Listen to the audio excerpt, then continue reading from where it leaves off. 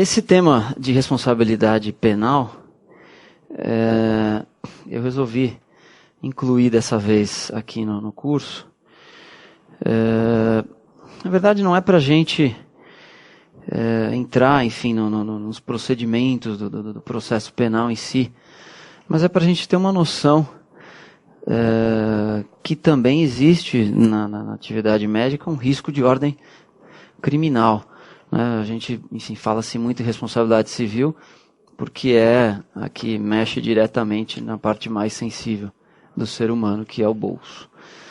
Mas também não é muito agradável passar, nem que seja uma noite, num centro de detenção provisória, né?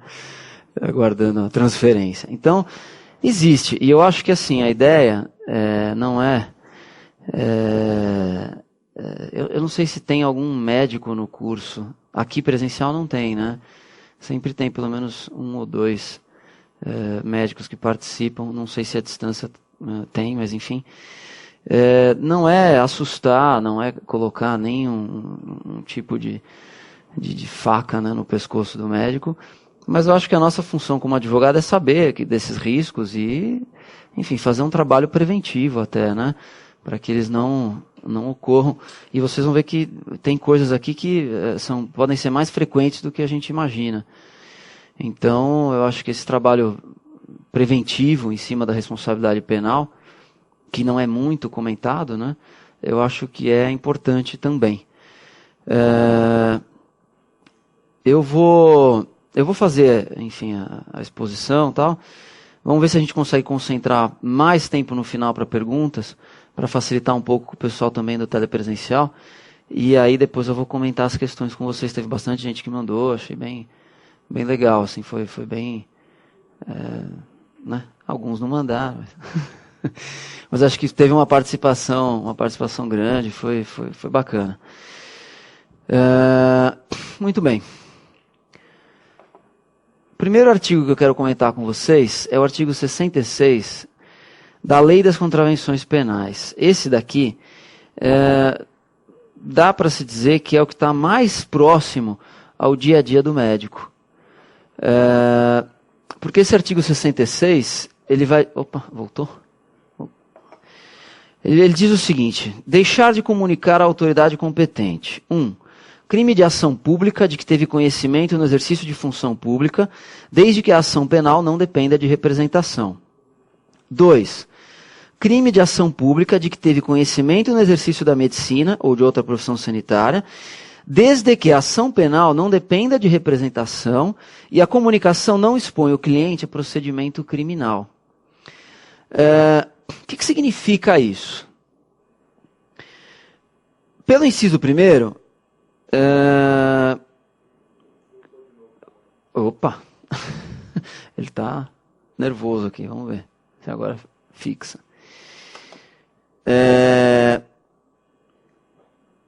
No inciso primeiro ele trata especificamente de exercício de função pública, né? E aí, seja o médico... oh, meu Deus do céu! Esse slide hoje está querendo brigar comigo. Vamos ver se ele vai de novo. Vamos passar alguns aqui e voltar. Ih, deu erro. Enfim, eu vou falando do artigo, aí a gente vê se consegue... Deixa eu ver se com o mouse dá para ajeitar. Saiu. Vamos lá de novo. Mas para nós aqui o que interessa é o inciso segundo, que fala especificamente conhecimento no exercício da medicina. Vamos pegar algumas situações cotidianas que vocês vão entender bem o que eu estou dizendo da importância desse artigo. Voltou de novo, né? Tá, a gente vai conversando então. Vamos imaginar uma situação de aborto, por exemplo. O paciente chega no consultório com aborto, né? Ainda não se sabe se ele é espontâneo ou provocado. E, enfim, o médico vai ter que realizar a curetagem, enfim, para preservar a vida da sua paciente. E aí ele detecta que foi um aborto provocado. ele tem que comunicar à autoridade policial, porque ele está diante de um crime, né, e é um crime que não depende de representação, é um crime de ação pública, né, o aborto. Pela leitura desse artigo, não. Por quê? Porque ele vai expor o cliente a procedimento criminal. Então, nunca ele deve comunicar à polícia um crime de que ele tenha tido conhecimento e que vai expor o seu próprio paciente a um procedimento criminal. Então, ele... Tá conseguindo aí? Não, tudo bem, a gente vai.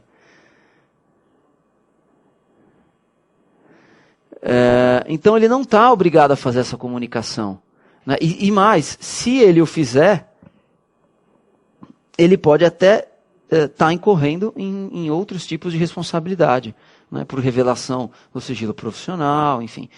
Então vejam, a lei das contravenções ela diz, é contravenção penal o quê? Você deixar de comunicar à autoridade competente crime de ação pública de que teve conhecimento no exercício da medicina. Se a gente se apegar só esse trecho inicial, ele teria que comunicar um crime de aborto. Mas na parte final, excluir a responsabilidade, quando ele diz, desde que a ação penal não dependa de representação e a comunicação não expõe o cliente a procedimento criminal. Né? Outro caso, por exemplo, estupro. Não estupro de vulnerável, estupro, uma mulher que foi violentada, enfim. E chega ao consultório médico, ao pronto-socorro, né? Vai expor o paciente a procedimento criminal? Não. A própria vítima não vai ser processada.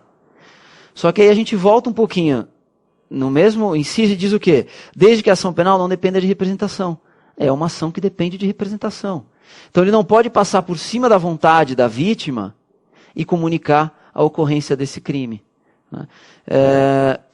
Esse artigo deixa bem claro o seguinte, existe o dever de colaboração, existe o dever de informação, existe, só que em primeiro lugar está a relação médico-paciente, ela tem que ser preservada a todo custo. Então, se a vítima não quer representar, não é o médico que vai fazer por ela.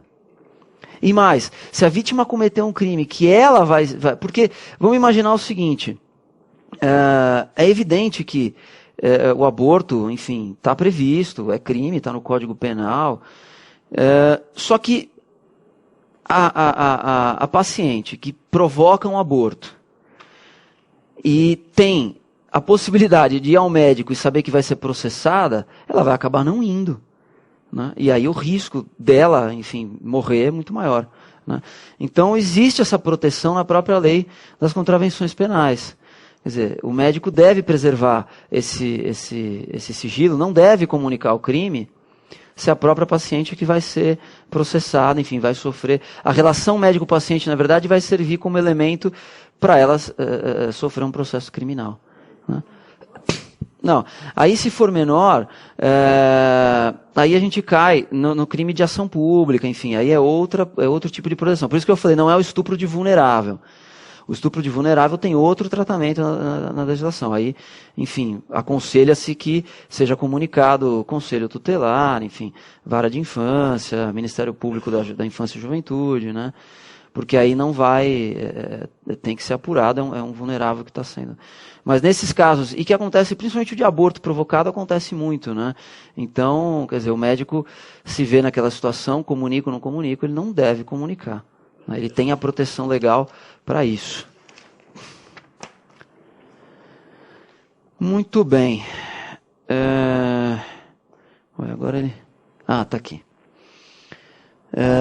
Aí eu coloquei só para vocês verem, enfim, o artigo 225 do Código Penal, né, que é o crime de estupro, e o 217A, que foi acrescentado há pouco tempo. Cadê? Aqui, é o que você perguntou. Procede-se, parágrafo único, né, do crime de estupro. Procede-se, entretanto, mediante ação penal pública incondicionada, se a vítima é menor de 18 anos ou pessoa vulnerável. Nesse caso, o médico tem que comunicar. Porque não depende de representação e não vai expor o próprio paciente ao procedimento criminal. Né? Então, ele tem que fazer essa comunicação. Tá? Crime de lesão corporal. Crime de lesão corporal, enfim, é um crime, como é que eu posso dizer para vocês? É um crime comum, quer dizer, não é típico da profissão médica, não é um crime específico da profissão médica, mas que o médico está sujeito a cometer uma lesão corporal, porque basta a gente ler o artigo 129 e ver o tipo penal. Ofender a integridade corporal ou a saúde de outrem. Quer dizer, o médico está sujeito, em qualquer procedimento que ele vai realizar, a causar uma lesão corporal em alguém. E aí, enfim, tem os agravantes, se resulta em incapacidade permanente para o trabalho, enfermidade incurável, perda de utilização de um membro, né, deformidade permanente, aborto, né?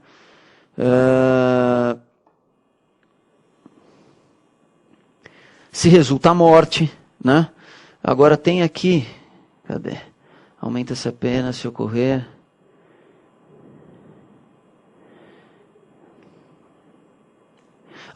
O parágrafo 5º que eu queria comentar com vocês. Não sendo graves as lesões, pode haver uma redução de pena. Então, tem também atenuantes, quer dizer, não é um artigo muito específico da área médica, mas se aplica. Tá? Eu já vi julgados de lesão corporal com relação a médicos. Geralmente há a substituição da pena, né, por pena alternativa, enfim, prestação de serviço. Né? Mas o mais comum que a gente vê condenação é o homicídio culposo. Porque o homicídio culposo tem um parágrafo específico, que é o parágrafo 4º, que diz o seguinte: no homicídio culposo, a pena é aumentada de 1/3 se o crime resulta de inobservância de regra técnica de profissão, arte ou ofício. Ou se o agente deixa de prestar imediato socorro à vítima, não procura diminuir as consequências de seu ato, tal. Então, há a possibilidade de se agravar a pena no homicídio culposo se resulta do quê? De uma negligência, de uma imprudência, de uma imperícia. Então, aquelas causas de culpa que a gente tem na responsabilidade civil, elas acabam se aplicando no Código Penal se resultar a morte, né, do paciente, como agravante, quer dizer, por inobservância de princípio da profissão. Né? Isso é extremamente grave.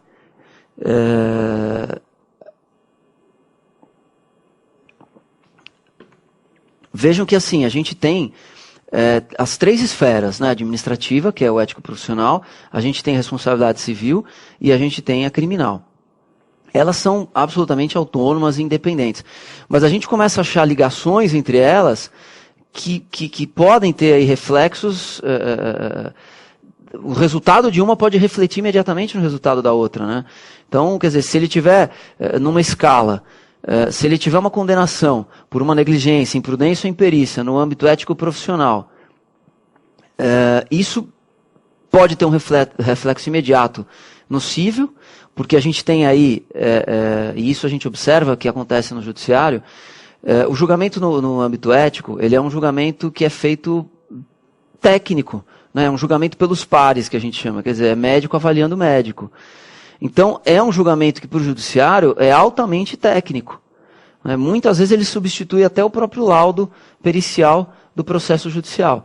Então, quer dizer, um ato negligente, ele pode gerar uma responsabilização ética, uma responsabilização de natureza civil e, por fim, penal. Né? Na verdade, a penal é até como um agravante. Né? Quer dizer, pode ser um aumento de pena essa ocorrência desse ato negligente. Né?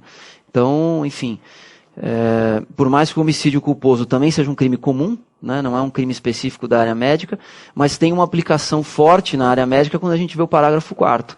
Porque é difícil imaginar um homicídio culposo numa outra profissão. Quer dizer, a gente pode imaginar talvez um engenheiro que construiu mal uma ponte, enfim. Né? Mas, enfim, um motorista, né, profissional que atropela alguém e tal. Mas no campo da medicina é mais fácil de visualizar isso. Quer dizer, um procedimento com a característica de negligência, de imprudência, né, pode ter um aumento de pena. Né? Essa já é uma doença específica. Uma doença é ótimo. Esse já é um crime específico, que é o crime de omissão de notificação de doenças, são aquelas famosas doenças de notificação compulsória. Deixar o médico de denunciar à autoridade pública a doença cuja notificação é compulsória.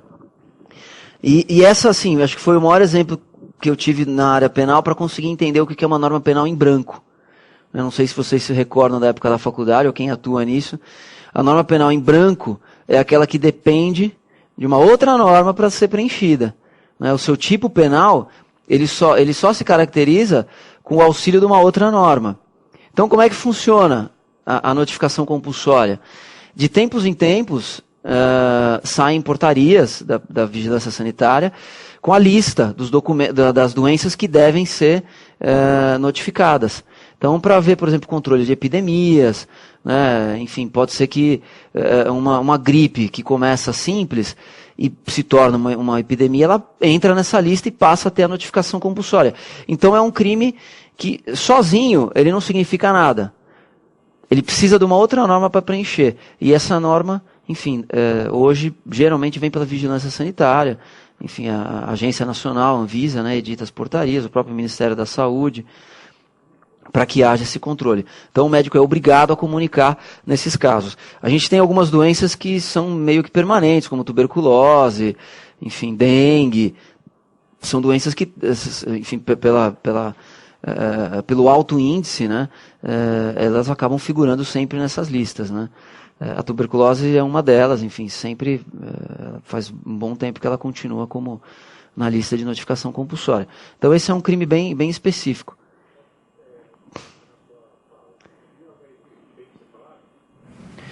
Então, eu não sei se hoje ele consta nessa lista, mas de qualquer forma, a notificação compulsória, ela não é para identificar o paciente, ela é para fins estatísticos, epidemiológicos. Então, mesmo que entre,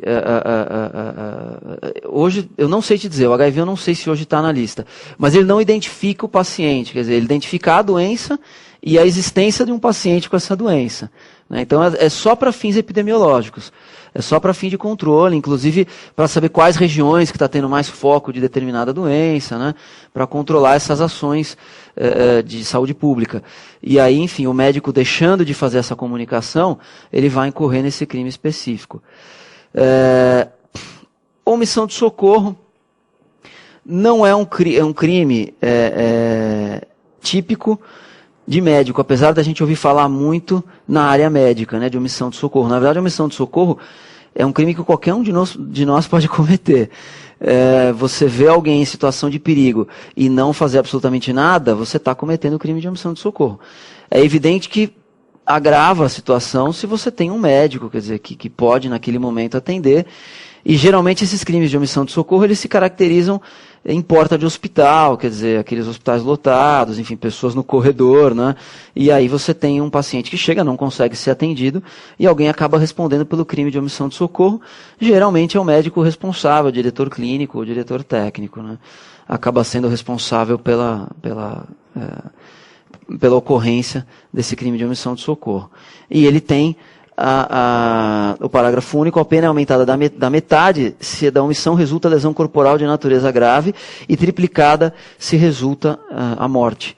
Então, acaba tendo aí um aumento considerável de pena se, enfim, resulta o chamado evento morte. Crime de maus tratos. Esse crime de maus tratos, quem tem que ficar muito atento são os diretores de clínicas, aqui não é politicamente correto falar asilo, né? Enfim, mas clínicas de idoso, enfim, porque os maus tratos geralmente não é o próprio médico que comete, mas essas clínicas, elas têm um médico responsável. E o crime de maus tratos, olha, expor a perigo a vida ou a saúde de pessoas sob sua autoridade, guarda ou vigilância, para fins de educação, ensino, tratamento ou custódia, quer privando de alimentação ou cuidados indispensáveis, quer sujeitando a trabalho excessivo ou inadequado, quer abusando de meios de correção ou disciplina. Quer dizer, quando ele fala ali, expor a perigo a vida ou saúde de pessoas sob sua autoridade, guarda ou vigilância, ele abre muito esse leque de responsabilização. Então, não é impossível da gente ter uma situação em que você vai ter um funcionário dessa clínica que vai responder efetivamente por uma lesão corporal causada e um diretor responder por maus tratos, né? Então, enfim, é uma orientação que tem que ser dada, principalmente para quem vai assumir responsabilidade do hospital psiquiátrico, né? Esses locais de longa permanência, né? Principalmente. Muito bem. Falsificação, corrupção, adulteração ou alteração de produtos destinados a fins terapêuticos ou medicinais. Esse é outro também extremamente comum, porque hoje a maioria das clínicas põe lá alguns produtinhos à venda, né, produtinhos naturais, produtinhos emagrecedores, e o médico tem que tomar um baita de um cuidado com isso, porque esse artigo, se eu não me engano, ele teve uma alteração recente, com a inclusão do parágrafo 1º A e 1º B, e que ele ampliou muito a responsabilidade penal em cima dele. Vamos passar rapidinho. Artigo 273. Falsificar, corromper, adulterar ou alterar produto destinado a fins terapêuticos ou medicinais. Parágrafo 1º. Nas mesmas penas incorre quem importa, vende, expõe à venda, tem em depósito para vender ou de qualquer forma distribui e entrega a consumo produto falsificado, corrompido, adulterado ou alterado. Inclui-se entre os produtos a que se refere esse artigo os medicamentos, as matérias-primas, os insumos farmacêuticos, os cosméticos, os saneantes e os de uso em diagnóstico. Enfim, está sujeito às penas desse artigo quem pratica as ações previstas no parágrafo 1º, em qualquer das seguintes condições. Sem registro, quando exige o registro, né, no órgão da vigilância sanitária. Em desacordo com a fórmula constante no registro previsto no inciso anterior, sem as características de identidade e qualidade admitidas para sua comercialização, com redução do seu valor terapêutico ou de sua atividade, procedência ignorada, adquirido estabelecimento sem licença da autoridade sanitária competente. Então, olha o risco que existe quando se põe à venda no consultório produtos dermatológicos, cosméticos, enfim, produtos emagrecedores. Sem falar no aspecto ético, né, mas partindo aqui para a responsabilidade penal, o médico vai ter que ter esse cuidado de verificar de onde ele está comprando, de quem ele está comprando, tem registro na vigilância sanitária, não tem registro na vigilância sanitária, é necessário ter o registro ou não, porque alguns produtos, principalmente esses naturais, alguns itens a vigilância sanitária dispensa de registro. Então, enfim, tem que se ter cuidado com isso também. Né? Principalmente onde há clínica de estética com medicina, né? Porque, enfim, para a vigilância sanitária, geralmente a responsabilidade técnica do estabelecimento fica para um médico, né? E é comum, enfim, clínica de estética tem todos esses produtos à disposição, né? Emagrecedores, enfim. Então o médico tem que tomar cuidado porque está sob a responsabilidade dele. Parte de dermatologia. O paciente vai, o médico fala, então, ou vai nessa farmácia, ou eu mando preparar a fórmula. Ele responderia se está falsificado? Eu acho que em termos criminais, não. Só se ele fizer uma coisa muito ostensiva, como alguns fazem. Eu só confio dessa farmácia, essa aqui que eu quero. Eu acho que aí ele está... de alguma forma, expondo o paciente a uma aquisição de um produto, ele está sendo meio, né, para isso. Então, eu acho que ele corre o risco, sim.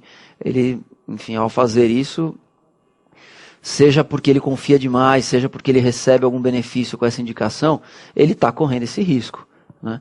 E o ético, principalmente, porque essa vinculação no campo ético não é permitida. Ele não pode fazer essa indicação de farmácia. Né? No campo ético isso não é permitido. No máximo que ele pode fazer é uma recomendação, enfim. Mas ele não pode colocar de forma impositiva. Quer dizer, eu só confio nessa, só faça... Então, depois você passa aqui e pega. Então, isso... No campo ético é inadmissível. No campo penal, quer dizer, se acontecer de pegar um produto sem registro ou fora de controle, enfim, ele vai estar... Quem seria consumidor? O próprio médico? Se ele compra e ele repassa para o paciente, ele, na verdade, é o próprio consumidor disso, né? Então, mas enfim, tem que tomar um baita de um cuidado. A ética vai responder. Sim, com certeza. Esses dois artigos, o 282 e o 205. Exercício legal na medicina. Exercer ainda que a título gratuito a profissão de médico, dentista ou farmacêutico sem autorização legal ou excedendo-lhe os limites. É evidente que esse crime o médico nunca vai cometer, né, o exercício legal da medicina. O que ele tem que tomar cuidado é se ele vai contratar alguém que está exercendo ilegalmente a medicina. Primeiro, porque ele vai estar dando os meios para que esse crime aconteça, e segundo, porque ele vai estar incorrendo num artigo específico do Código de Ética, que é a compliciar-se aos que exercem ilegalmente a medicina. Então, tem que se ter muito cuidado com relação a isso. Hoje diminuiu um pouco por conta do recadastramento que foi feito aqui em São Paulo, dos médicos, então baixou muito a quantidade de médicos falsos. Mas há uns 3 anos atrás o número era grande, principalmente no interior do estado, em pequenas comarcas, né? Eu acompanhei 2 diligências de prisão de médico falso, uma lá numa cidadezinha pequena perto de Ribeirão Preto, e uma aqui em São Paulo, ali num hospital, ali na região de Santo Amaro. Um hospital grande até. E, enfim, isso traz problemas para todo mundo, né? Num primeiro momento facilita, porque você pega um hospital muito pequeno numa comarca do interior, como é que você vai conseguir plantonista para ficar no carnaval, por exemplo? É extremamente difícil, né? Paga-se pouco, né? Essa época de festas de Natal, de Ano Novo, quer dizer, é muito difícil. Então, meio que se formou uma rede no interior aí de médicos falsos para poder atuar. E não parece assim simples o que eu vou falar, mas é fácil se passar por um médico falso num lugar desse. Basta que você tenha um carimbo com o nome e o número do CRM, não precisa mais do que isso. A carência de profissional é tão grande que... E assim, o que você precisa saber? Porque você não vai ter nenhum procedimento de alta complexidade num hospital desses. Então, se chegar alguém, enfim, inteiro aberto, morrendo, sangrando, você vai encaminhar para o hospital de referência da região. Você não vai tratar lá, você nem existe, nem tem centro cirúrgico preparado para isso. Então, na verdade, o que você precisa aprender a fazer? Você precisa aprender a receitar Dramin e Buscopan, né? É o máximo que vai acontecer num carnaval e saber pôr uma glicose que você passa para o enfermeiro aplicar. Então, é isso, quer dizer, isso facilitou muito essa proliferação. Lógico, assim, a gente teve casos mais graves. Teve um que foi preso, acho que em Assis, que ele chegou a implantar um pino, né, na perna de uma moça. Quer dizer, um cara que nunca sentou numa cadeira de medicina, ele chegou lá e colocou um pino, a moça ficou com uma perna maior que a outra, enfim, mas olha onde chega, né? Quer dizer, então precisa ter muito cuidado com isso, quer dizer, orientar os diretores dos hospitais, enfim, peça sempre o registro dos médicos, consulte o conselho para ver se ele está apto, se ele é médico, né, se ele consta no cadastro, confere com a foto dele no site para ver se é ele mesmo, né? Porque o que era comum? Eles entravam, o site do conselho antes só tinha o nome e o número do CRM. Então, o médico falso chamava João Alberto da Silva. Ele entrava no site e ficava procurando um João da Silva. Então pegava um homônimo, mandava fazer o carimbinho com o CRM da pessoa, você entrava no site do conselho e falava, João da Silva é o mesmo? Ah, sou eu mesmo, tá? Que o carimbo está abreviado. E pronto, quer dizer, e trabalhava normalmente, recebia os honorários médicos, normalmente. Então tem que tomar um cuidado enorme com isso. O 205 não, o 205 ele já se aplica ao médico que, por exemplo, é cassado, ou está com o exercício profissional suspenso. Exercício de atividade com infração de decisão administrativa. Exercer atividade que está impedido por decisão administrativa. Não dá para chamar uma pessoa que fez a faculdade de medicina e foi cassada de médico falso. Porque não se caça o diploma permanece válido. O que se caça é o direito de exercer a medicina, o direito de estar inscrito no Conselho de Medicina. Então, ele está, na verdade, com uma decisão que o impede de atuar E aí ele cai no crime, que vejam que assim, é praticamente, a pena máxima é a mesma do exercício ilegal da medicina. O que é menor é a pena mínima. Né? É detenção, de 6 meses a 2 anos, aqui é de 3 meses a 2 anos, ou multa. Quer dizer, aí há a possibilidade de se substituir por multa. Então é também um crime pesado. E isso pode acontecer, enfim, uma suspensão de 30 dias. O médico foi suspenso 30 dias e continua trabalhando. Ele acha que, enfim, pode não acontecer nada, o máximo que o conselho vai fazer é abrir outro processo contra mim.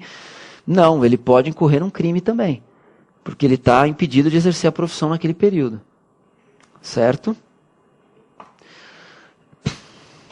Foi.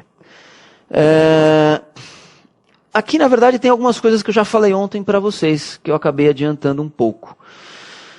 O direito penal e o direito administrativo, né? Eles têm vários pontos de intersecção. Eles têm vários pontos em que eles se cruzam e se comunicam. Apesar da autonomia e da independência das esferas, há momentos em que eles vão estar assim próximos demais, como a gente comentou ontem. Quer dizer, são processos que são regidos por regras de direito público, são processos de cunho punitivo, né, são processos que visam, de alguma forma, limitar um direito, quer dizer, seja um direito profissional ou um direito de ir e vir, né, eles trazem esse tipo de limitação. E há uma previsão no Código Penal, o artigo 47, que é a interdição temporária de direitos. Pela lei, a 3268 de 57, que cria os conselhos de medicina, cabe só aos conselhos fiscalizar a profissão médica e cassar o exercício profissional, suspender temporariamente. Mas o Código Penal traz também uma possibilidade de se suspender o exercício profissional. O artigo 47 diz o seguinte: as penas de interdição temporária de direitos são proibição do exercício de cargo, função ou atividade pública, bem como de mandato eletivo. Proibição do exercício de profissão, atividade ou ofício que dependam de habilitação especial, de licença ou autorização do poder público. Então o juiz pode, na sua condenação, proibir o médico de atuar por 1 ano, por exemplo. Você vai ficar 1 ano sem atuar como médico. E isso acontece, a gente recebe ofícios do Poder Judiciário comunicando o conselho: olha, esse médico está impedido de exercer a medicina pelo prazo de 1 ano, que é o prazo que ele vai cumprir a pena, enfim. Foi além da pena de multa, o juiz fixou uma interdição temporária de direitos. Né? Então, há esse poder também conferido pelo Código Penal ao juiz de fazer com que o profissional deixe de exercer a profissão por um determinado período. Diga. Qual é essa comunicação que o juiz pode dar para o Conselho Regional? Existe o cuidado do Conselho de verificar no juízo cível sobre se tem alguma ação cível contra os médicos? Não. O Conselho não faz essa busca, só se a parte informar e pedir para que seja de alguma forma comunicado: eu quero que vocês mandem o relatório para a ação cível, mas não há, de antemão o Conselho não faz. Não atua, nem com relação ao penal. Com relação ao penal também o Conselho não entra em comunicação, só se vier de forma oficial.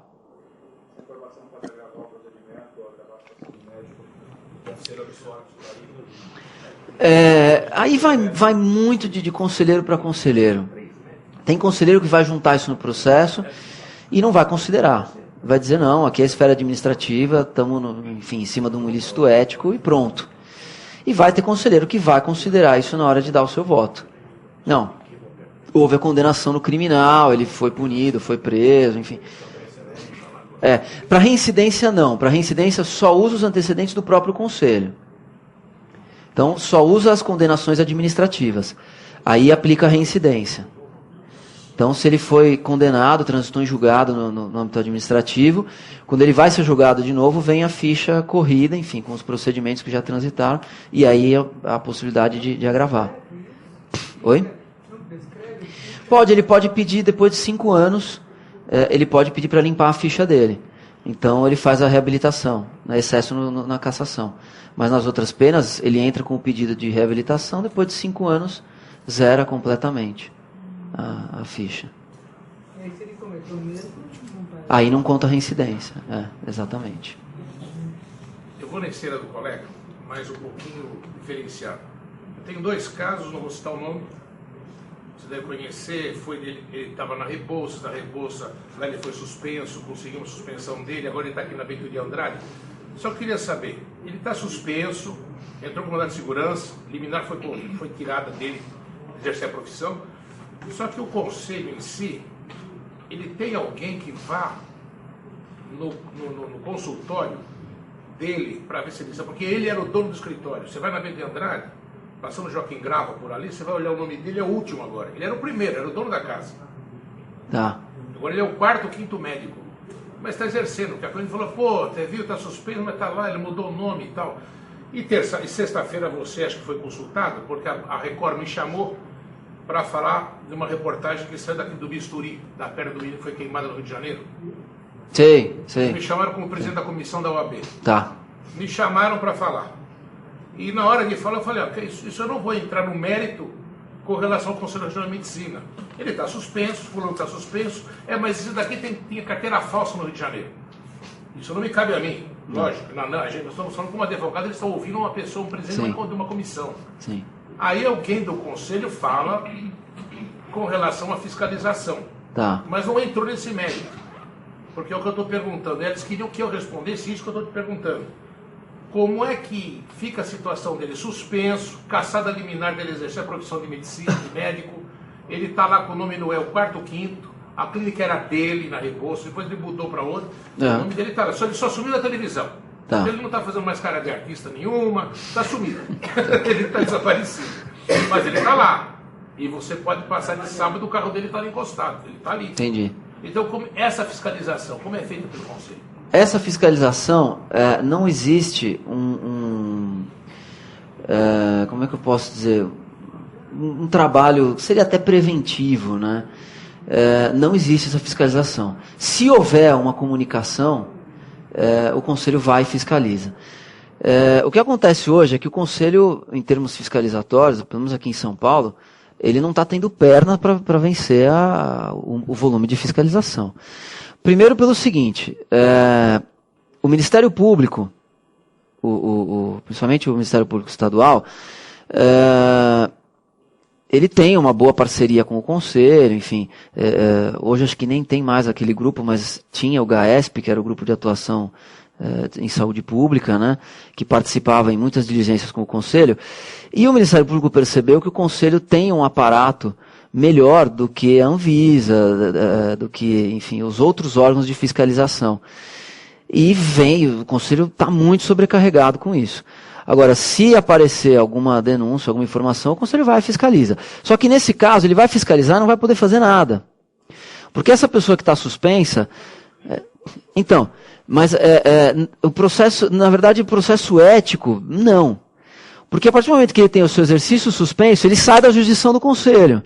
O Conselho diz, olha, a nossa parte foi feita, suspendemos o exercício profissional, ele não está mais habilitado a exercer a medicina. Aí o que o Conselho faz? Ele pega o relatório da fiscalização e manda para o Ministério Público. E diz, olha, há um possível crime, enfim, para ser investigado. E aí vai para o Ministério Público e o grupo especial do Ministério Público vai fiscalizar. Mas aí é aquilo que eu falei, não é sob a ótica do exercício legal da medicina, é do outro crime do 205. Porque ele está impedido de exercer a profissão e está exercendo, né? Então, assim, o Conselho tem essa parceria, digamos assim, com o Ministério Público, principalmente por conta de médicos falsos que estavam um absurdo no estado de São Paulo uns anos atrás. Agora já caiu bem, já deu uma controlada. Mas ainda mantém essa relação com o Ministério Público, porque o Ministério Público acaba tendo até um pouco mais poderes do que o Conselho. Então, enfim, tem instituições que fecham, não deixam o Conselho entrar, e não deixa fiscalizar, aí a gente usa essa parceria para, enfim, utilizar aí até a autoridade do Ministério Público em conjunto com a do Conselho, né? O Conselho, então, fiscalizar esse possível impedimento profissional. Isso. No caso de um outro profissional, por exemplo, um concorrente, saber do impedimento, esse outro concorrente pode denunciar ao IFE? Sim. A denúncia pode ser feita direto ao Ministério Público. sabendo que já há suspensão, sabendo que já há uma decisão de cassação e sabe que está trabalhando, pode fazer direto a comunicação com o Ministério Público. Né? Pode ser feito sim. O paciente comum, ele tem acesso, ele pode ir até o conselho e pedir a ficha, os Pode. antecedentes do médico? Pode, ele pode pedir uma certidão ético-profissional. Pode pedir. Hoje, pelo site do conselho, ele já sabe se o médico está ativo, ou se ele está suspenso, ou se ele está cassado. Isso já aparece. E é atualizado, quer dizer, terminou a suspensão, ele volta como ativo. Agora, se quiser saber o histórico, é só procurar o setor de registro de profissionais e pedir a certidão. Não vai sair ali processos que ainda estão tramitando, enfim, essa informação de distribuidor, digamos assim, né, cartório distribuidor, não sai. Sai só as decisões transitadas em julgado, tá, o que ele já foi efetivamente condenado. Aí sai nessa certidão. Isso pode ser feito sim. Pode ser pedido sim.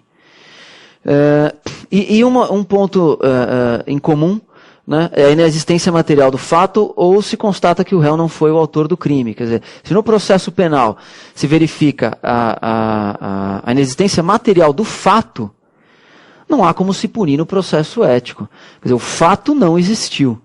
Então, se o fato não existiu, quer dizer, a cirurgia não existiu, não há como se ter procedimentos em que pese a autonomia e independência, eles vão ter reflexos imediatos um no outro. Né? E também se conclui que o réu não foi o autor do crime.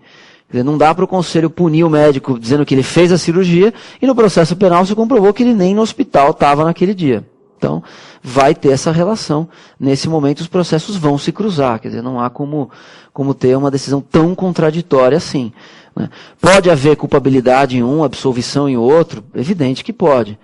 Mas, se a absolvição for por conta ou da inexistência material do fato, ou pela negativa de autoria, enfim, não há a identificação do autor, não há como se ter uma condenação no âmbito penal. Né?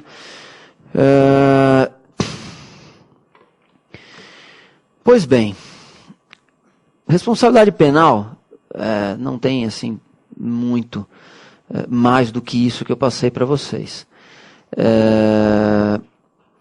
O que eu acho é que assim, a gente tem que ter em mente que a relação médico-paciente, ela gera uma série de consequências e gera uma série de obrigações e deveres, tanto para o médico quanto para o paciente. Quer dizer, não vou nem entrar aqui no aspecto da responsabilidade civil, excludentes, né, de responsabilidade e tal. E, enfim, o médico tem que entender que a profissão exige atenção, cuidado, dedicação, e há um grau de risco, quer dizer, não há atividade profissional sem risco. O que eu acho que a gente tem que se capacitar cada vez mais é para orientar o profissional a reduzir esses riscos da profissão, minimizar esses riscos da profissão. O que eu tento passar, enfim, para o pessoal que já passou aqui pelos cursos da ASP, é justamente essa aproximação do profissional do direito com o profissional da medicina. São áreas que, apesar de serem aí, a formação, né, tá tão distante uma da outra, tem características comuns, como o sigilo. Né, o sigilo do advogado é tão sagrado quanto o sigilo médico. Né? A aflição de uma pessoa que procura um advogado é muitas vezes parecida com a aflição de um paciente que procura um médico. Né? Então, a gente tem que ter essa sensibilidade na hora de atuar no direito médico. Eu, evidentemente, não estou no mercado, quer dizer, eu estou dentro do conselho e tento dividir com vocês algumas coisas que a gente passa lá dentro. Agora, para quem está, enfim, no mercado, para quem está atuando em escritório, defendendo hospital, defendendo médico, defendendo paciente, eu acho que tem que ter esse cuidado, né, de conversar. O médico, como é que vocês têm que entender e enxergar a figura do médico no momento em que vocês se aproximam de um caso relacionado à responsabilidade médica. O médico ele passa 6 anos só estudando medicina. Depois ele passa no mínimo mais 2 ou 3, acho que agora não tem mais residência de 2, acho que só de 3, fazendo uma residência médica. Então são pelo menos 9 anos só se dedicando à medicina. Então, médico não sabe administrar clínica, não sabe abrir empresa, não sabe recolher tributo, não sabe, enfim, que ele... Pois ele foi formado para atuar em prol do seu paciente, é essa a filosofia. Então, quando a gente consegue passar a confiança para o médico de que você sabe a aflição que ele passa quando ele recebe um processo desse, você vai ganhar a confiança e ele vai passar a confiar em você plenamente. Ele vai passar os casos dele para você, ele vai conversar com... Vai sim, não adianta fazer não com a cabeça que vai sim. Não. Aí existe uma relação conflituosa entre médico e advogado. Mas quando você passa essa barreira, quando você consegue transpor essa barreira, você passa a ter uma confiança muito grande. A gente tem muitos problemas lá no Conselho de execução fiscal por conta de empresas que não são encerradas. Quer dizer, o médico sai abrindo as empresas e não vai encerrando as outras. Então, vai gerando tributo, vai gerando ônus, quer dizer, quando ele percebe tem uma bola de neve enorme. Então, assim, a gente que trabalha nessa área, enfim, vocês que estão aí se dedicando a essa área, tem que ter uma visão meio global, assim, da medicina. Tem que saber de tributo da área médica, tem que saber de direito médico do trabalho. Então, assim, por isso que eu quis trazer dessa vez o tema da responsabilidade penal, porque é uma coisa que não é muito falada. E tem artigos próprios, né, que se aplicam, vocês viram alguns aí, que se aplicam para o exercício da medicina mesmo. Então tem que ter essa visão mais ampla, porque a hora que vocês passarem essa confiança, o médico vai entregar isso na mão de vocês e vocês vão cuidar da vida jurídica dele. Porque não adianta. Por que acabou saindo esse livro aí que eu escrevi no final do ano passado? Vocês não imaginam a dificuldade que existe na prática para o diretor clínico e o diretor técnico. Eles não sabem, não têm a noção do que é o cargo, da responsabilidade desse cargo, da responsabilidade dessa função de dirigir um corpo clínico, da responsabilidade quando chega uma fiscalização da vigilância sanitária e pega uma série de equipamentos que não funcionam, precários.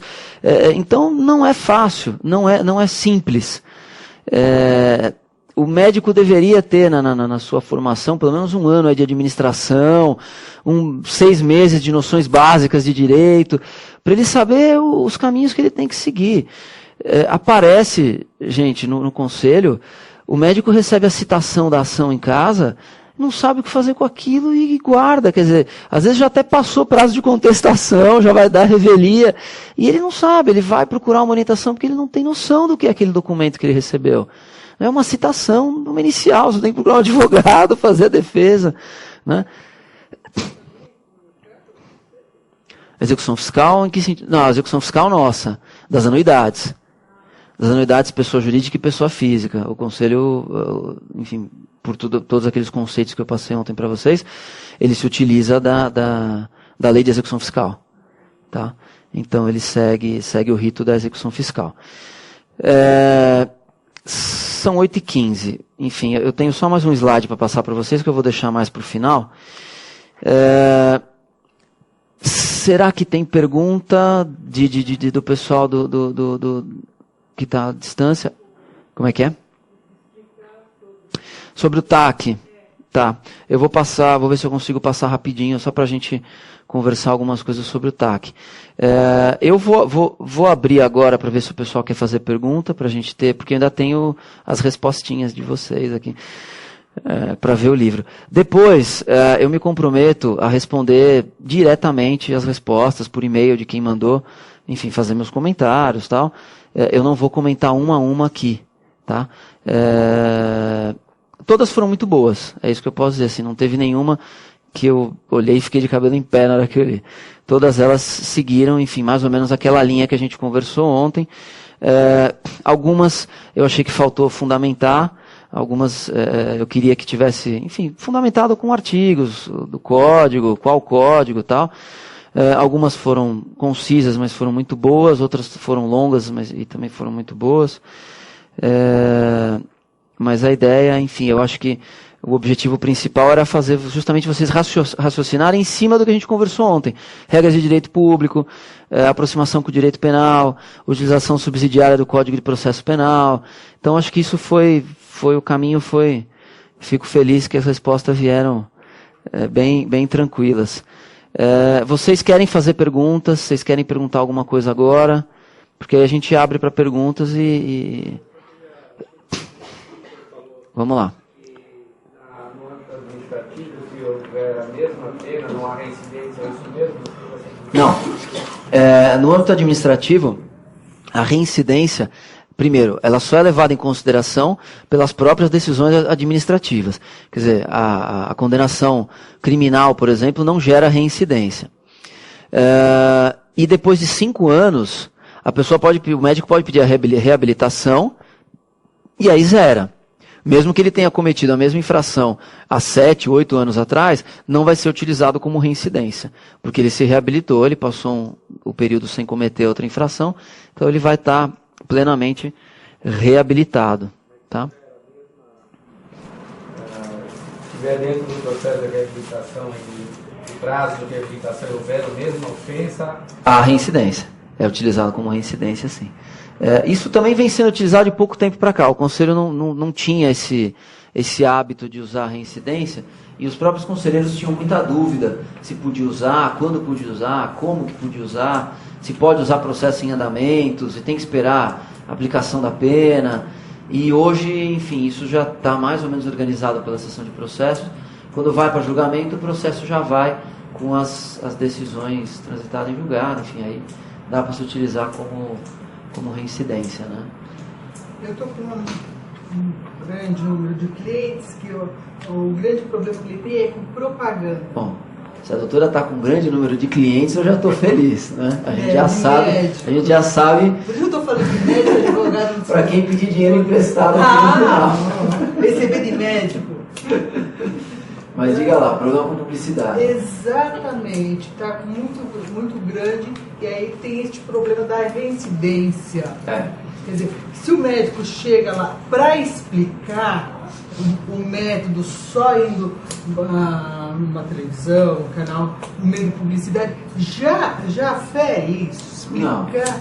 Não, depende muito da forma como ele vai se manifestar. Técnica de cirurgia. Então, a demonstração técnica de cirurgia é um problema. Principalmente em televisão, ao vivo, né? Não precisa fazer cirurgia ali, né?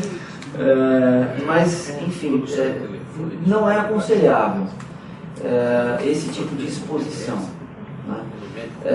O que acontece normalmente? O médico dá uma entrevista numa revista, enfim, essas revistas especializadas em estética, em cirurgias plásticas. E às vezes ele dá uma entrevista e ele esquece, não informa o número do CRM, tem uma resolução, além do Código de Ética, tem a resolução que a gente chama de resolução da CODAME. A CODAME é uma comissão de divulgação de assuntos médicos do Conselho, que só cuida de publicidade médica. Então, assim, preventivamente, o que pode ser feito? Se o médico for convidado para ir num programa, uma consulta para o Conselho.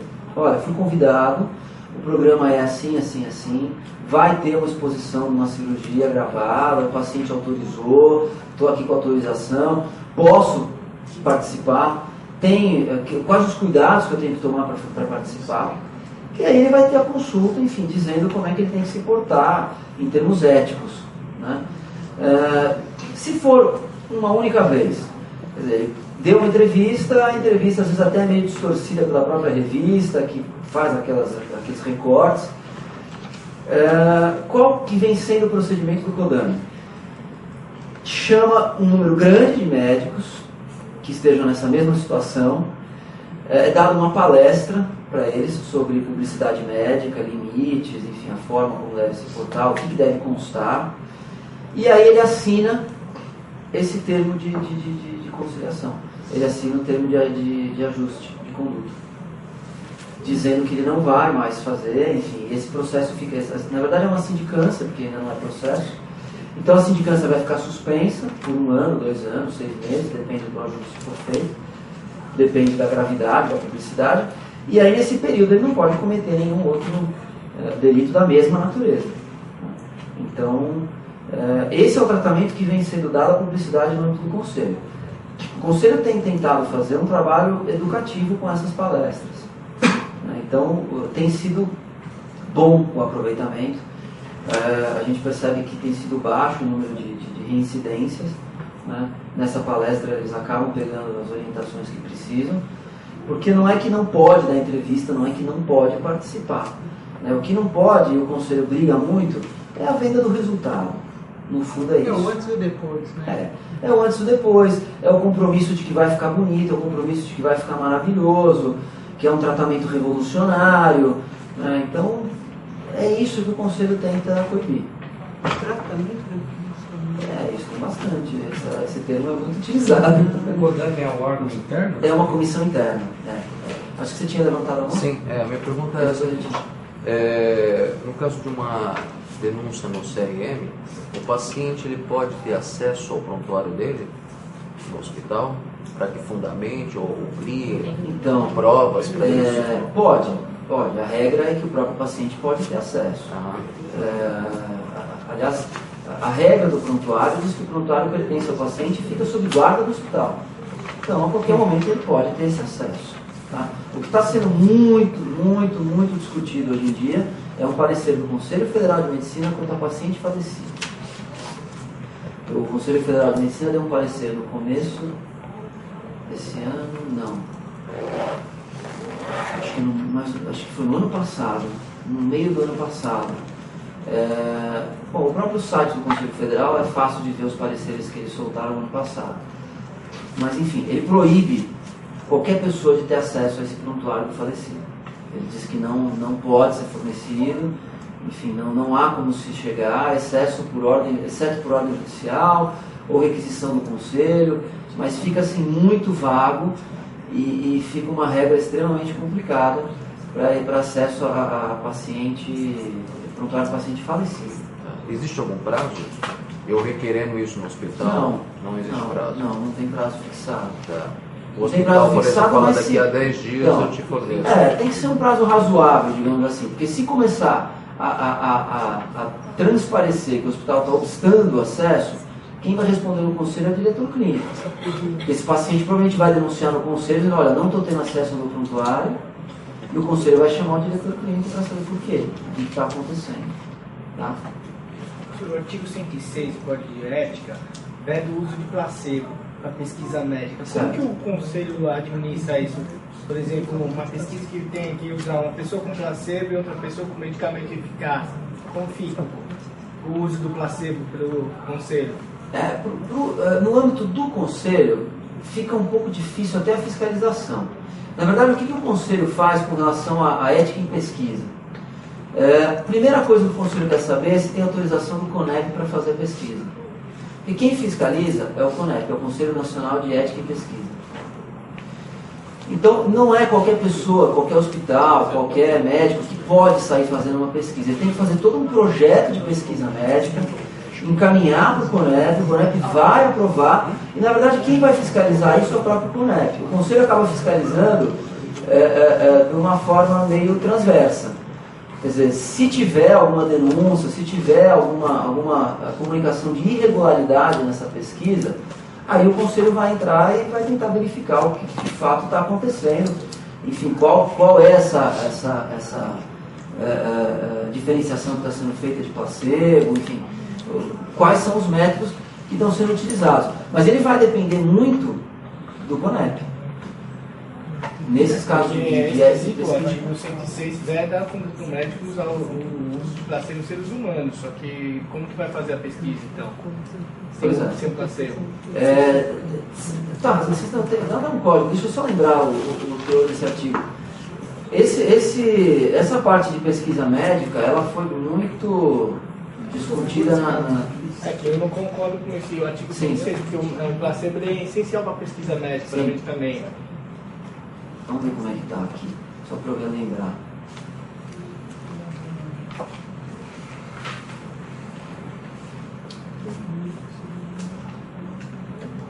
Então, mas o que ele diz aqui no final? Manter vínculo, é vedado ao médico, manter vínculo de qualquer natureza com pesquisas médicas envolvendo os seres humanos que usem placebo em seus experimentos quando houver tratamento eficaz e efetivo para a doença pesquisada. Quer dizer, se você já tem um tratamento eficaz para aquela doença, a ideia do conselho é que se faça, para você até aprimorar esse tratamento, que você não use o ser humano como cobaia. Seria mais ou menos isso, quer dizer, você faz o experimento em laboratório, enfim, porque você tem um tratamento eficaz. Se você tem um tratamento eficaz, não vamos expor aquele ser humano a um risco. No fundo, o esquema seria isso. É relativo a interpretação desse... eu acho que assim... Instrumento eficaz, qual que seria, então? Se não existe, se você está fazendo uma pesquisa, a pesquisa é justamente o desenvolvimento da cura. E o placebo então, mas o que eu entendo aqui eu honestamente não vi nenhum caso prático ainda, até porque, se eu não me engano, esse artigo é novo. Eu acho que ele não estava no código anterior. Toda essa parte de ensino e pesquisa foi colocado agora. Então, assim, das discussões que eu acompanhei do Código de Ética, quer dizer, é você tentar, se você tem, vamos imaginar o seguinte, descobre-se a cura da AIDS. Quer dizer, descobriu. Então, é o que ele está dizendo aqui, é o tratamento eficaz e efetivo para a doença. Né? Porque hoje os coquetéis que a gente tem, eles na verdade prolongam a vida, só. Não cura necessariamente. Então você pode, enfim, tentar aprovar pesquisas para desenvolver esse processo. Agora, uma vez descoberta a cura, você está curando. Tá, mas ele é eficaz, é efetivo, enfim. Só que ele tem alguns efeitos colaterais que tem que ser melhorados, tem que ser aprimorados. Aí o conselho veda, não, você não vai usar ser humano para isso. Você não vai. Você quer usar placebo, você quer fazer pesquisa enquanto não tem o tratamento, aprova o seu projeto de pesquisa no CONEP e toca para frente. Pelo menos assim, foram essas. Agora eu não sei, na prática a gente vai ter que esperar um pouco, né? Para ver como é que isso vai ser interpretado. Na verdade não é nem aqui no regional, é depois pelo próprio Conselho Federal, né? E é uma incidência baixa também não de utilização, de denúncia. Não tem denúncia, mas é que eu concordo de vedar esse artigo, acho que vai dar ainda um pouco de discussão. Não, vai dar muita. Vai dar muita. A própria inclusão de ensino no Código de Ética vai ter discussão, porque você está colocando o médico que está ali como professor ou como médico, né? Quer dizer, ele está sujeito a um Código de Ética enquanto professor ou não, né? Então isso também vai dar discussão. Eu acho que tem bastante coisa aqui que vai gerar ainda... Eu tenho uns 3 casos com esse mesmo problema que eu ia perguntar para o doutor. A cirurgia de redução do estômago. Existe uma que é aprovada, tá? Que é a redução. E existe alguns médicos aqui no Brasil, um no Paraná, outro aqui em São Paulo e outro em Goiás, exatamente, o Aldo, né? Esse filho do Faustão todo mundo conhece, né? Então, eles estão respondendo, os 3 estão respondendo, a cirurgia é menos agressiva do que essa do estômago. Qual é o procedimento para o médico poder pegar essa autorização? Ele tem que provar que cientificamente ela é viável, né? E para fazer isso é um projeto extenso, complicado. Eu traço um paralelo mais ou menos com a aprovação de medicamentos. Porque aqui no Conselho Para você aprovar um medicamento novo, você tem que fazer todo o processo, né, junto ao Ministério da Saúde, Anvisa, tem o órgão específico também de medicamento que me fugiu o nome. E você tem que passar por todo esse processo de aprovação. A cirurgia bariátrica é a mesma coisa. Já se confirmou que há um procedimento que funciona. Então é esse que por enquanto tem que ser utilizado. Porque veja, não é questão de cercear. Tem uma aula que de vez em quando eu coloco aqui que é de judicialização da saúde, e aí assim, eu gosto de jogar bastante polêmica para todo mundo ficar bravo comigo, mas é bom que as pessoas fiquem bravas comigo, que aí está todo mundo pensando junto. Com relação ao fornecimento de medicamentos não reconhecidos pela Anvisa, quer dizer, não é você cercear o direito de uma pessoa ter acesso a uma cirurgia nova, a um medicamento novo, mas é você ter um regramento para isso. Mas né? Senão você começa... Então, mas não é. Você começa a ter... O Alencar usava um medicamento que não era aprovado. Então, mas é um problema isso. Você começa a não ter limites. Você começa a não ter limites. Você começa a ficar sem parâmetros para isso. Quer dizer, uma cirurgia bariátrica é uma cirurgia altamente agressiva. Então, esse método que está sendo usado é menos agressivo que foi feito. Mas será... Então, mas foi comprovado na prática, não pode se comprovar na prática. Você não pode usar ser humano como cobaia. Não, antes do ser humano, a pessoa lá no Paraná, por exemplo, 10 anos ele operou porquinho, porque tem que ter cimento enorme. Mas ele não pode operar porquinho na casa dele, ele tem que aprovar o projeto de pesquisa.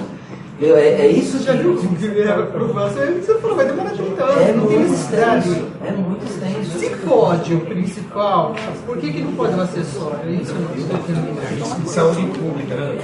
Você começa a ter, você começa a não ter limites. Então, mas menos agressivo. Mas vamos imaginar o seguinte, foi menos agressivo porque ele teve sorte. Não, porque poderia não ser menos agressivo. Em vez de mexer no estômago e no intestino, só mexe numa parte do intestino. Então, quer dizer, menos agressivo. Mas antes... Não é esse o conceito. Não. Isso tem que ser comprovado. É que nem a decretação de morte cerebral, entendeu? Isso foi altamente discutido, a decretação de morte cerebral. Só que você tem que ter uma regra, senão cada um vai querer decretar a morte cerebral no momento. E tem gente que defende firmemente que a resolução do Conselho Federal não atende aos requisitos mínimos de morte cerebral. Tem gente que garante, só que tem que ter os meios para isso. Para se chegar a uma autorização dessa cirurgia bariátrica considerada mais agressiva, teve todo o procedimento. Não teve tudo. Depois eu discuto. Tá bom.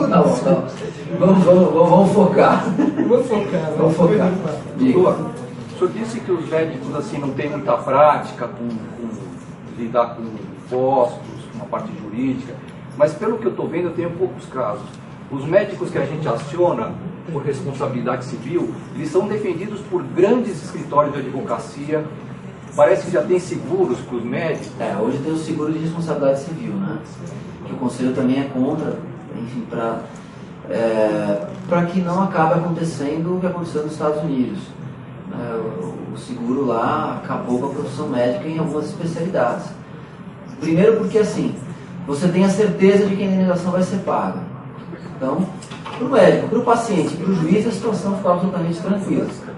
Né? Qualquer coisa vai acontecer, a indenização vai ser paga, o médico tem como marcar porque ele tem seguro.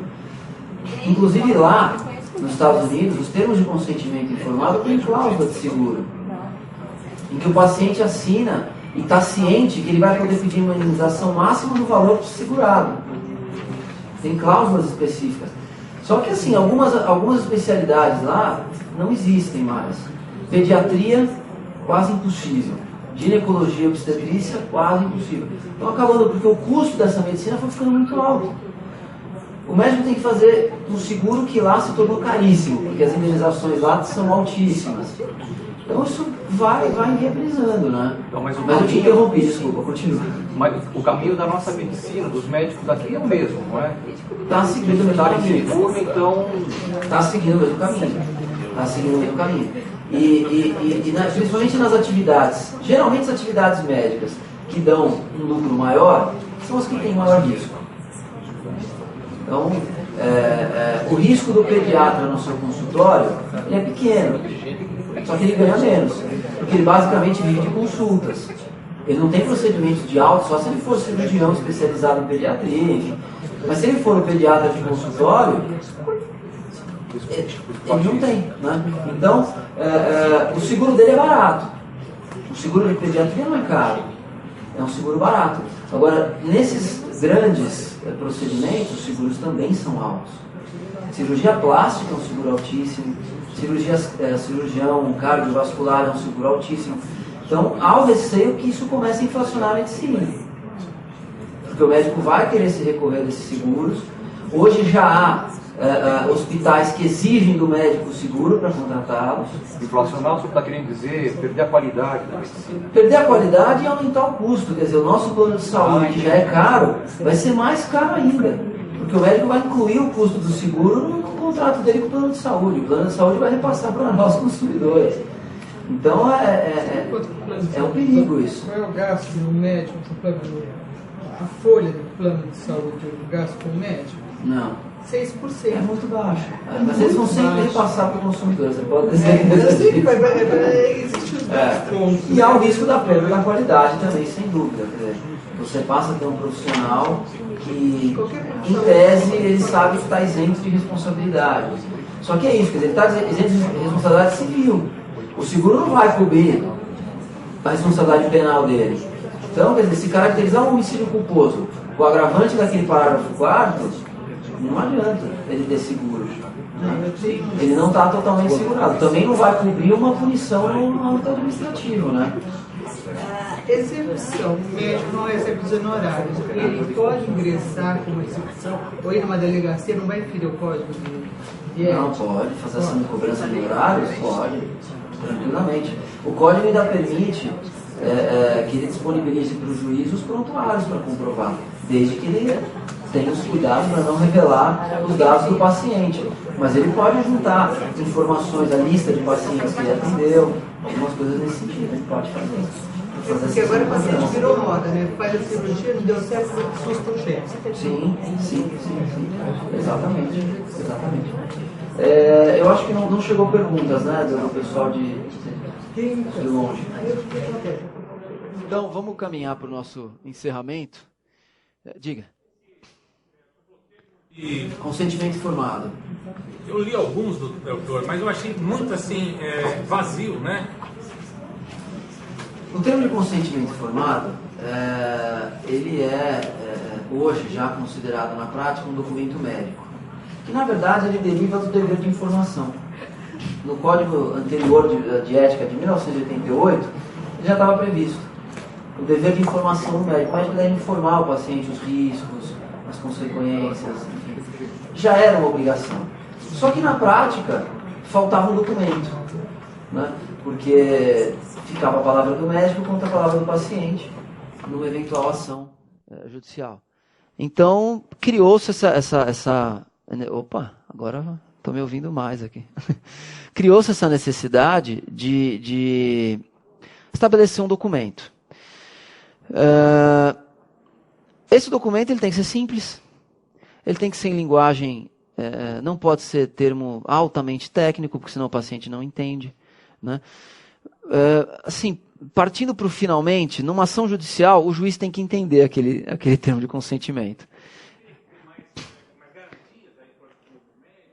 Tem, na verdade, assim, é muito difícil para o médico colocar no papel, por exemplo, todos os riscos de uma cirurgia.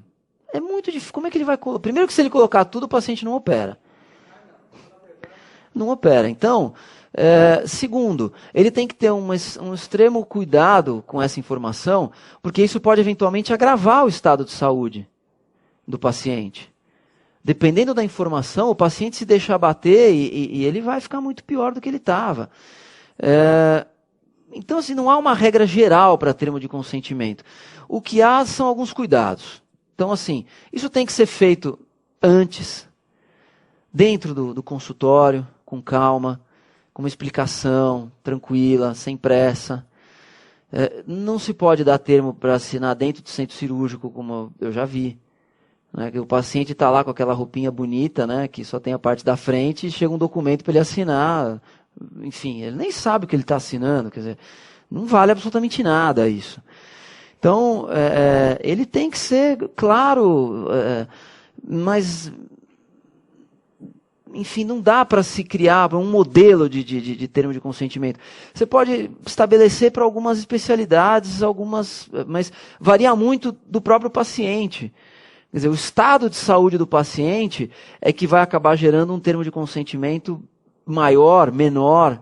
Né? Um paciente que é diabético, ele não é o mesmo termo de consentimento informado para um paciente saudável, quer dizer, porque ele tem outros cuidados, ele pode ter outras consequências. A gente sabe que o processo de cicatrização do diabético, por exemplo, é super complicado. Então, como é que eu vou fazer um termo dizendo para ele que aquela cirurgia vai demorar 4 vezes mais para cicatrizar do que a pessoa normal? Né? Mas isso tem que ser conversado num ambiente calmo, tranquilo, bem antes de uma cirurgia, né? Quer dizer, não fazer a pessoa desistir, mas fazer a pessoa se acalmar e dali uns dias fazer a cirurgia, já mais tranquila. Né? Dá tempo para ela consultar o Google para ver se tudo que o médico falou é verdade, né? Mas de qualquer forma não pode, não pode ser um documento que entrega na recepção do hospital. Olha, está aqui, o senhor tem que assinar isso aqui, senão o senhor não pode entrar. Isso no judiciário é descaracterizado, é muito, muito, muito complicado você transformar. É que o termo de consentimento acabou virando um documento em que médico e hospital acreditam que estão exonerados de qualquer responsabilidade. E não é isso. E não é isso. Quer dizer, ele é um documento que decorre de um dever ético de informação. É isso. O resumo dele é esse. Poucos. Muito poucos. Pouquíssimos médicos preenchem o prontuário médico de forma correta. Né? Pouquíssimos médicos se utilizam de letra legível. Né? A gente sabe disso, mas é evidente que você exigir de um pronto-socorro de uma Santa Casa de São Paulo, né, que o médico tenha o cuidado de parar, preencher bonitinho aquele prontuário, é muito difícil isso. A gente, enfim, para quem nunca passou, passe um dia, um sábado à noite, nem que seja para olhar o aspecto do pronto-socorro. Aquilo é uma loucura. Aquilo é uma loucura. É gente nos corredores, gente gritando.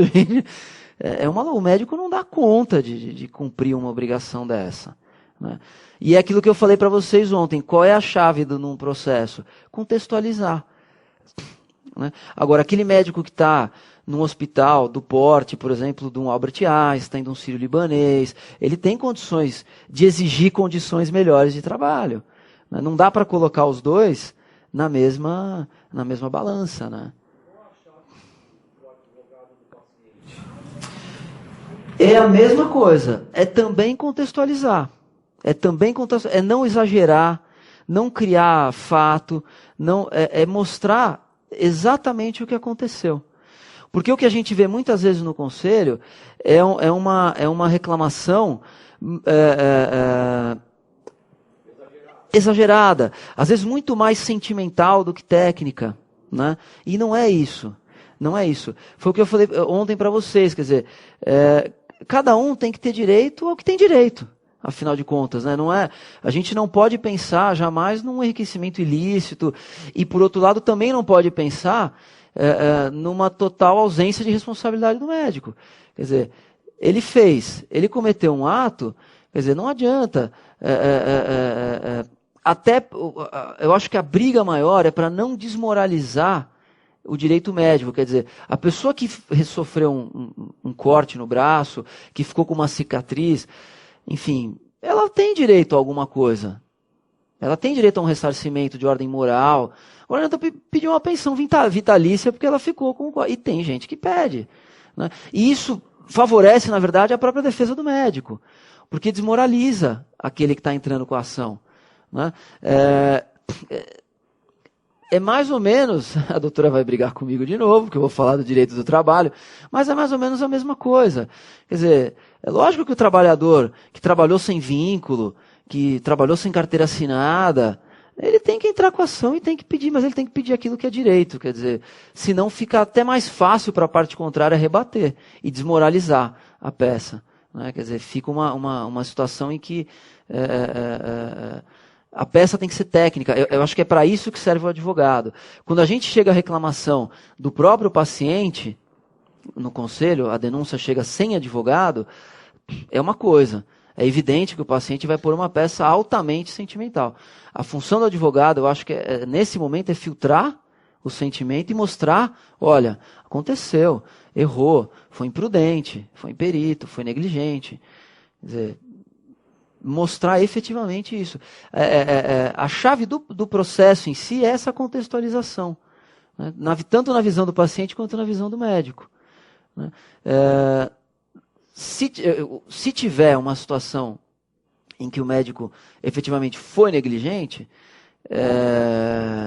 ele vai tentar contextualizar para diminuir a sua negligência, né? E, por outro lado, o paciente tem que contextualizar para mostrar que, de fato, ele foi negligente, né? Então, a mesma engrenagem que gira para um lado vai girar para o outro. Tá? Tem que tomar muito cuidado. Às vezes, quando vai com o paciente, a gente já teve situações horríveis no conselho,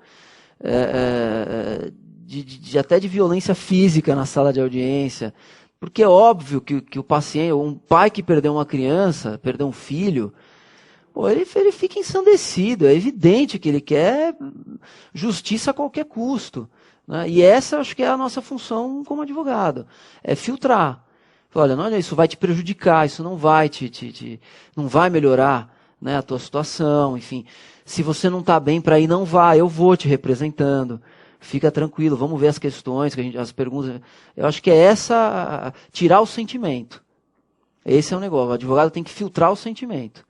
Se a gente comprar a briga da pessoa junto com ela, a gente vai correr o risco de ter uma ação fadada aí ao insucesso. Tem que ter esse filtro.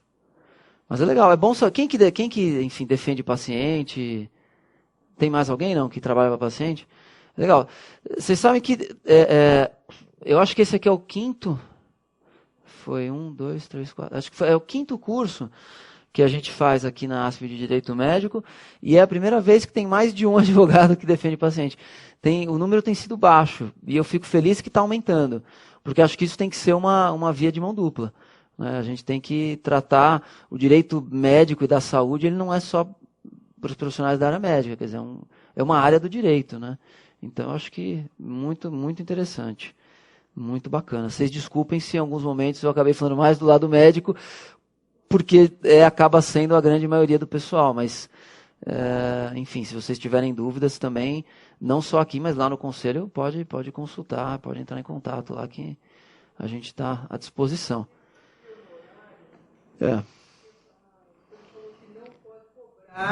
Se é do plano de saúde, você não pode cobrar um valor, né, uma Sim. Complementação. E se eu colocar isso em contrato? Se colocar em contrato, eu acho que tem um artigo novo do Código que fala de complementação de honorários. Em contrato, aí... mas tem que ser bem, esse contrato tem que ser bem elaborado, para não caracterizar nenhum tipo de cobrança muito extorsiva, enfim, muito fora do padrão. E geralmente essa complementação é para procedimentos que o plano não cobre. Geralmente é para isso. Procedimentos que o plano não cobre, ou, por exemplo, para a questão da equipe, que você comentou ontem, diz, olha, minha equipe cobra tanto para operar. Tudo bem, então nós vamos fazer uma complementação, porque o procedimento é uno, mas, enfim, eu tenho a minha equipe para isso, você quer operar com a minha equipe, a gente faz essa possibilidade de... Qual que é o artigo? 66. É isso mesmo.